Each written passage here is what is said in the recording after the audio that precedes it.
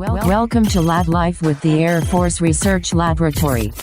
Hi, I'm Michelle. And I'm Kenneth. Hello, folks. In preparation for the Air Force Association's 2020 Virtual Air, Space, and Cyber Conference, we're diving into the Air Force's first 3 Vanguard programs to better understand what they are and why they're important. You will hear from a number of voices this episode, so we'll introduce them each accordingly before their section. Without further ado, we are starting off with Mr. Chris Ristich for an overview and look into Skyborg. In 3, 2, 1. Mr. Ristich, welcome to the podcast. Thank you. Could you explain what you do for the Air Force Research Laboratory and the Air Force? So I really have 2 roles. I serve as Director of Air Force Strategic Development Planning and Experimentation, which is a mouthful, but SDPE as we call it. The intent with SDPE is primarily to look at operational experimentation of emerging technologies. So we want to take technologies from all sources, from AFRL, from other government labs, from industry, from places around the world, and combine them in innovative ways with new kinds of warfighting techniques to create new warfighting capabilities. That's kind of it in a nutshell. So we're focusing on that mature end of the spectrum where technologies are emerging from all sources. My other hat that I've been asked to wear more recently is the TCO, so the Transformational Capabilities Office, and the TCO is being implemented to support the S&T strategy that came out last April. The intent of the TCO is to serve as a focal point, a focusing element of the technology directorates of AFRL. So how do we bring together the different pieces from the different technology directorates into new capabilities as well? So, and at the 6.3 mature sort of level, and deliver them essentially to transition them to new warfighting capabilities as well. So unlike most of the rest of the AFRL portfolio, we'll establish a very close relationship with the program executive officers, the PEOs of the Air Force. And we've already seen that starting to happen already, where we're meeting with the PEOs. The PEOs are helping us to actually map out a transition plan, map out the resources needed to do that, and then we work as partners to seamlessly transition those capabilities to the PEO and on to the warfighter. That's great. And you touched on the Air Force Science and Technology Strategy. One thing that relates to this episode is the Air Force Vanguard program. Could you explain that to us? So the Vanguard programs are a special element of that transformational S&T part of the strategy, really looking at significant new efforts to develop and demonstrate capability that, the way I like to describe it, is things that really move the needle in terms of delivering new capability that really make a difference in how we fight wars in the future. Not modest, small changes, but something that really changes the game, a term that's kind of used a lot, maybe overused a bit. That, to me, is it. And then we'll look at it as, hopefully, the vision is system of systems kind of capabilities, multi-domain kind of capabilities, where we tie together all these elements to create a new transformational capability. And then, again, with our partners in the PEOs to actually work and transition those as we develop the technologies. And then the Air Force has identified the first 3 technologies. What are those? So the first 3 Vanguards that were selected are Skyborg, the NTS-3, which is the Navigation Technology Satellite 3 program, and the Golden Horde effort. We're going to have the opportunity to talk to some experts about Golden Horde and NTS-3, but could you explain Skyborg to us? I mean, it's got a cool name. Mm-hmm. What more can you tell us about that? So, to me, Skyborg is a bit of a convergence of multiple technologies. That's kind of the vision here, again, and a focal point, the kind of thing that you would hope a TCO will be able to do. But building off of things like low-cost and attritable aircraft technologies that have been developed in the laboratory, building off autonomy that has been developed, again, in the laboratory, and bringing those together in a highly flexible kind of a system. So the vision is family of unmanned systems with autonomy that can be tailored to missions incredibly rapidly. So think hardware and software reconfigurability in these systems. So today, Skyborg, we could literally program Skyborg version 1 to go run an ISR route where we're doing intelligence, surveillance, and reconnaissance. Tomorrow it may have a defensive role or a forward sensing role. So that's kind of the vision, is modularity in how we can bring different mission systems to it, how it can fly different profiles. And in all those cases, there's going to be a key linkage in how we do the teaming, the human-machine teaming with that capability as well. So truly it is, like when that arises, whatever the situation might need, it could adapt. Yes. Or we could use it. So, yeah, both from a day-to-day point of view, and of course we hope from a moment-to-moment point of view with the autonomy and the flexibility and those kinds of things as well. So that's kind of the key, is we've got to keep the intent is low cost and attritable, still a key theme in there. We need to keep these systems low cost, because part of the direction the Air Force is going in today is trying to get what we call mass on target. It's trying to get lots of things into the air and the ability to prosecute many targets simultaneously. That's sort of the challenge of the great power competition that we're looking at in the future now. That's great. Yeah, Thanks that's for perfect. thanks Thank for you. introducing Air Force Vanguard to You're us. welcome. Up next, talking about NTS-3, we have Dr. Joanna Hinks. Joanna, thank you for joining us today. Thank you. Would you be able to give us your position and what you do here at AFRL? Okay, so my name is Dr. Joanna Hinks, and I'm the current principal investigator for the Navigation Technology Satellite 3. I started at AFRL about 4.5 years ago, and I've been working with this program basically since I started, but with a gradually increasing involvement to this point. So, NTS-3 stands for Navigation Technology Satellite, and it's meant to push the boundary of today's position, navigation, and timing technology, making it more resilient. How does it work? Well, NTS-3 is designed to provide that resiliency by being much more flexible and agile. So there's two major ways that we do that. One of them is that we have a high-power, electronically steerable phased array antenna, which means that we can point beams of signals to particular regions on the Earth where we care about it, where something's going on and we need to support our warfighters. And that's important because with a traditional GPS, there's just one signal sent to the entire Earth, and as a result, we might be wasting energy where we don't actually currently need it. This is much more targeted and can actually be configured to change with time. The other way that we address this resiliency to be more agile is that we have a fully reprogrammable digital waveform generator on board, which means that if a threat is developed against one of our GPS signals, particularly our military signals, we can develop a new signal to counter that threat, and we can upload it to the satellite and push it out to the users as a software update, and immediately have that new capability without having to launch 30 new satellites and without having to send out millions of pieces of new user equipment, which is just not feasible. Yeah, that truly is a game changer. That's incredible.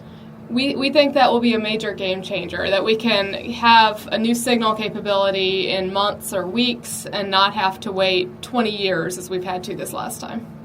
So it's a software update instead of a hardware update. Yes, exactly. Which a hardware update is a big deal when you're talking about putting something on orbit. Oh, sure. Yeah. Awesome. Well, is there anything else about NTS-3 you want to tell our audience, or anything that you may think they need to know before they go out and talk to their friends and family about it?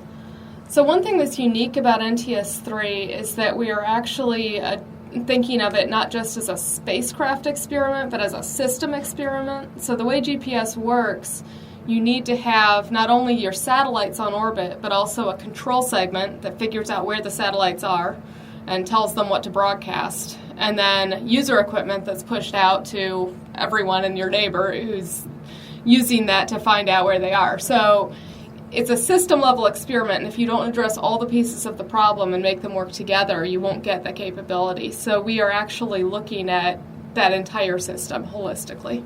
So this, eventually, you said this is really for us to help our warfighters, but this could trickle down through all of GPS and affect civilians later on as well. Absolutely, and that's the way military technology tends to work historically. And GPS was originally conceived as a purely military system, and now it's billions and billions of dollars of impact on our civil economy as well.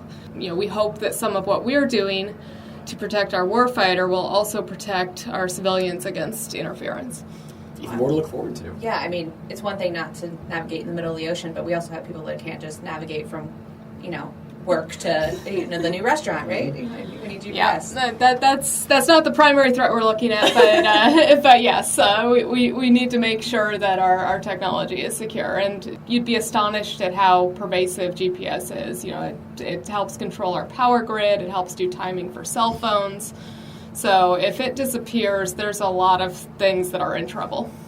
And what does it mean that NTS-3 has been designated as a United States Air Force Vanguard program? So the idea with the Vanguard programs is that we need to take these transformational cross-cutting capabilities and that we see as real game changers for our warfighters and transition them to the warfighter faster. So from a program perspective, what that means for us is that we are actually working closely with our operational partners to figure out how this technology will become reality for the warfighter, as soon as we're done with our experiment. So our partners in this case are the United States Space Force and the Air Force Materiel Command Lifecycle Management Center, who develops GPS user equipment for people on the ground. So the future of NTS-3 is looking very bright. Yes. Well, thanks for joining us. Thank you. And last, but certainly not least, we have Golden Horde with Michonne Lettingham. So I'm Michonne Lettingham. I'm the Deputy Program Manager for Golden Horde, one of the Air Force's 3 Vanguard programs. Welcome to the podcast. Yeah, thank you for joining us. Yeah. So what is Golden Horde? And what's an Air Force Vanguard, for that matter? So the Vanguards are the programs that the powers that be have determined have some technology that needs to transition to the warfighter quickly.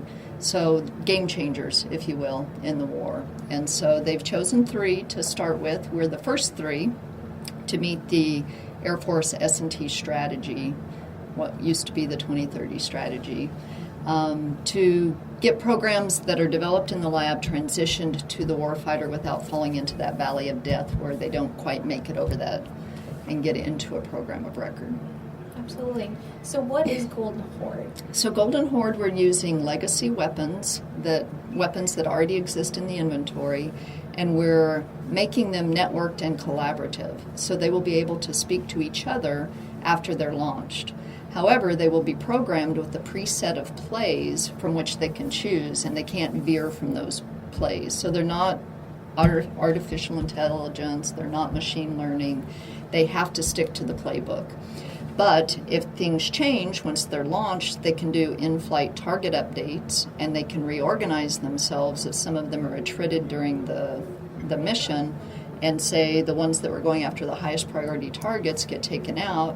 The weapons will reorganize and determine who has the best chance of going after that particular target.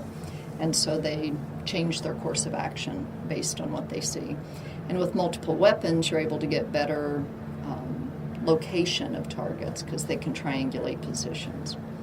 So this is interesting for the Air Force because of the capability, but also the legacy piece, that it's something that we already have. Correct. We're trying to take weapons that are already in existence because it's a quicker path than developing new weapons, quicker and cheaper path than developing a new weapon and trying to put this into it. So this demonstration will show that we can achieve this capability, and then it would be able to be put into multiple weapon systems.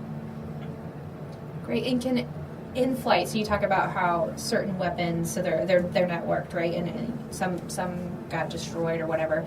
Can they change is that what the play is, that changing a different one actually does the hit or whatever you want to Right. So it's similar to, the best analogy I've heard is a football team, and a quarterback is given a call. However, he has a list of plays that all of his teammates know, and if the defense presents something that he thinks it would be better to do a different play, he can resort to the plays that he's been given. He can't go do something outside of those bounds because his teammates won't know what they are. In our case, we won't have given them those rules of engagement, so they have to stay within those bounds.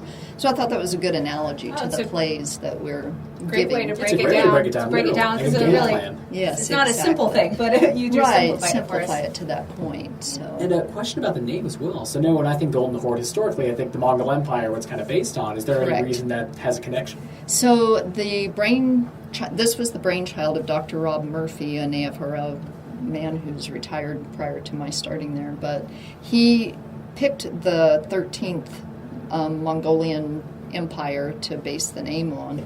And our PM, Norma, has made the analogy of, if you look at the picture, the typical picture from that time, there are multiple weapons. So there are spears, and there are archers, and there are clubs, and so it's different weapons that have different ranges, is how she sees it. So it could be put on a short-range weapon, it could be put on a long-range weapon, and so she's kind of tied that picture in, which I hadn't made that connection before. But that versatility, it makes sense. Correct, yes. So that's kind of and of course they invaded the enemies and overwhelmed them with force, and so I think that's kind of where the name is based. Oh, that makes sense. Yeah, I was just curious myself, because that's Yeah. immediately what I leapt to when I You saw were it, correct. so. Based on him, anyway. And is there any other major things that, for any questions that airmen may have or people that may not know about Golden Horde itself, like anything that you want to let them know, maybe even a smaller a pitch as to what it could do for the future, what we could look forward to seeing? So we are going to transition through the PEO weapons to a program of record, and they're still determining what the best weapon to implement this on is going to be. So that's still TBD. I think the big push that I would give it is it's a benefit to the warfighter. So they will, hopefully we can confuse the adversary because they're not going to know what these weapons are going to do. So typically if an adversary sees weapons coming, they know what their course of action is, and they can counter that. In this case, they aren't going to know, so we're going to confuse the adversary, which gives our warfighter a better chance of surviving. We're also looking at simultaneous time of arrival on multiple targets by multiple weapons or one target by multiple weapons, which will prevent some of the bad guys getting away. Well, thank you for explaining Golden Horde to us. You're Thank welcome. you. Thank you for having me today. Make sure to follow us on social media at Facebook, Twitter, LinkedIn, Instagram, and YouTube at AF Research Lab. And remember, stay curious. Logging off.